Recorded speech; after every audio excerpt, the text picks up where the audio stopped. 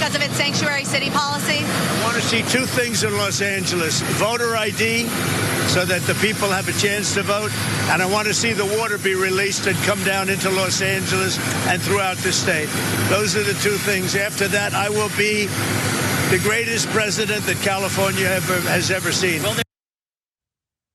It's nice making an ultimatum and holding hostage desperately needed aid, and that he thinks that will make him the greatest president ever. I guess like a mob boss running a protection racket can be helpful, maybe. I don't know that you look on him with a lot of admiration necessarily. But that is Donald Trump saying that you'll get your aid if you do these things I want politically that have no connection. Voter ID has literally nothing to do with fire or whatever. And so I'm not here to tell like people who didn't vote for Donald Trump that what he's doing is wrong. You already know what he's doing is wrong. I want to just briefly address the people who voted for Donald Trump, because when you see that, you think, and I understand why you would, oh, that's good.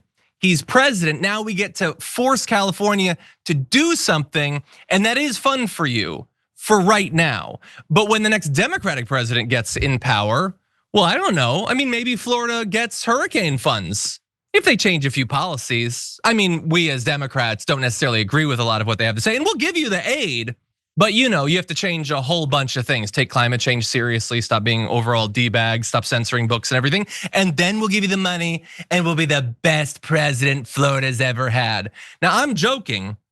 He's saying that's how it should be. Donald Trump is saying you can screw over Texas when they need money. You can screw over South Carolina when they need money, because I'm doing it with LA as they are still literally on fire here. And so I don't want to play those games. I don't want that to be the new norm, but Donald Trump is saying, hey, Democrats, this is how it's done. And so we'll see if MAGA enjoys that in the long run. But anyway, so he met, with Gavin Newsom, and they're walking around. He actually came. I wasn't sure that he was going to, but he did actually come. And there he's saying that it's gonna have all these conditions on it. At other points, he's implied that they'll just get the aid, JR. So as always with Donald Trump, it's really hard to know what he's thinking, because it's not really thinking that's going on, it's something else. So I don't know. You don't no longer live in LA, but you lived here for a very long time. What do you make of the way he's treating these disaster funds? Yeah, it's actually really hard watching. I was talking before about some folks that are there, and how watching from afar is pretty painful, because you don't feel like, you're like, man, I'm not there and experiencing it all, as angry and frustrating as it is to be there. But then seeing the city that I've known more than any other city in the world end up like this, and the way people talk about it, have no idea how the city works, have no idea what's happening, have no idea where these things are happening or why.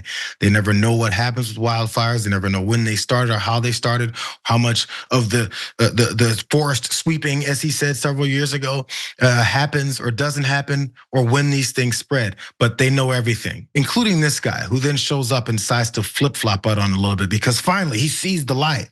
It's maybe a way of covering his bases, so that as things that he's gonna have to do, don't make it seem like he was completely against it. But people need to make sure they don't forget the way that he goes about this, the small things that he may want to change. It's incremental devastation to the country. So you may be paying attention to the 5 big things he's doing in one day, but the other 7 small ones are gonna be a little tougher to pay attention to, because there's only 24 hours in the day.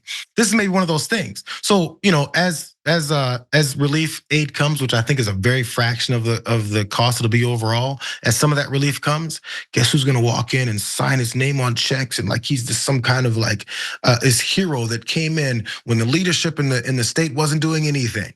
That's the plan here. But he assumes that you're gonna forget that he completely threatened you, that he said the state is full of all Democrats. How many Republicans are in the state of California that are in the city of Los Angeles and just Southern California in general, that he said, F you, but you're gonna sit back and take it, I guess.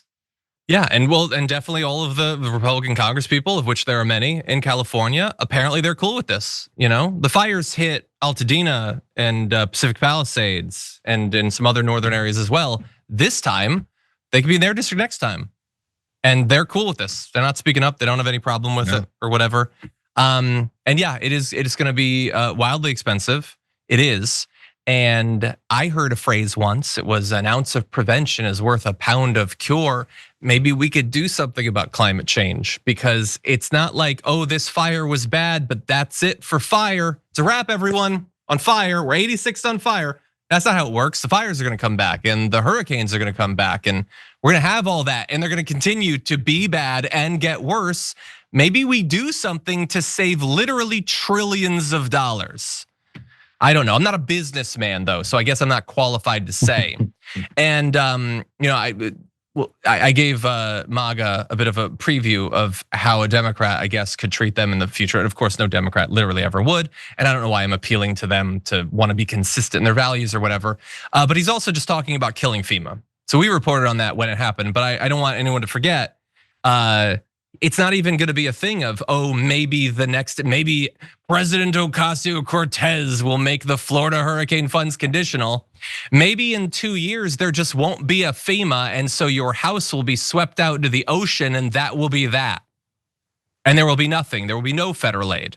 And every state is just on their own, leading one to wonder, wait, why do we have a country at this point? Like, I thought maybe we were coming together to be stronger collectively, but maybe not under Donald Trump.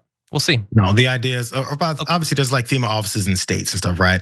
And also then the federal government has the organizational part around it. And if you eliminate that part, then the states that have all this devastating things happening, led by Republicans who F it up all the time on their own with the help of federal government funds, you're on your own. Again, make sure you remember who to blame. All these southern and southeastern states. Just think about it.